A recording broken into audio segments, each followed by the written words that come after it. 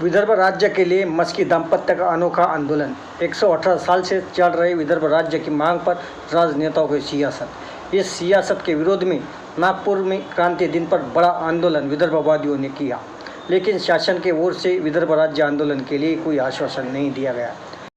इसको गंभीरता से लेकर 43 साल से राजूरा गांव का मस्की दाम्पत्य लड़ रहा है।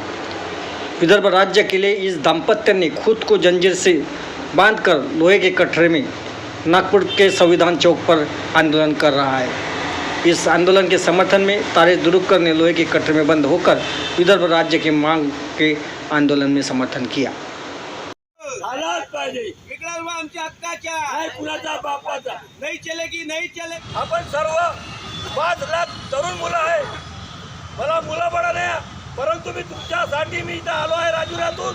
पूर्ण नागपूरच्या सर्व 5 लाख तरुण मुलांना मी समर्थन मागतो। या आंदोलनामध्ये सहभाग होण्यासाठी तुम्ही सर्वांनी इथे यावे, कारण ही महाराष्ट्र सरकार आपल्या बेरोजगार तरुणांना बेरोजगार करणार आहे, परंतु त्याला काम धंदे देत नाही। पूर्ण आपल्या जेवढ्या फॅक्टऱ्या सर्व पुण्याला चालल्या, बॉम्बेला चालल्या, नाशिकला चालल्या, पण आमच्या नागपूरच्या फॅक्टऱ्या बंद करून राहिली। हा सर आमचा शेतकरीचा कापूस पिकवत आहे, पूर्ण आपल्या जे सुतगिरण्या पूर्ण इचलकरंजी, सोलापूर, कोल्हापूर इथे आहे। आमचा हा शेतकरी मरून राहिला, हा आमचा शेतकरी मरून राहिला, वाचवा यांना। यासाठी आम्हाला विदर्भ राज्य पाहिजे। आज आम्ही या विदर्भाचे नायक बनासाठी मी तर आलो आहे, कारण विदर्भाला आधी माझे आमदार बनवून नाही राहिले, म्हणून आम्ही आमचं घरदार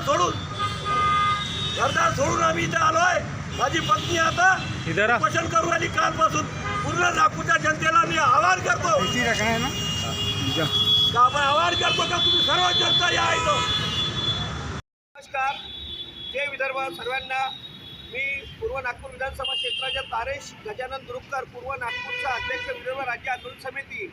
आज आमचे बाबाराव मस्के साहेब आणि त्यांची वाईफ मस्केजी हे आज इकडे चाकले आंदोलन चालू आहे आणि यांनी हातकडी बेडी लावलेली आहे आणि पिंजऱ्यात बसलेले आहे आणि यांनी हेच म्हणलं आहे की जेव्हापर्यंत वेगळा विदर्भ होत नाही तेव्हापर्यंत आम्ही विधान भवनापाशी असंच पिंजऱ्यात राहून जय विदर्भ, वेगळा विदर्भ।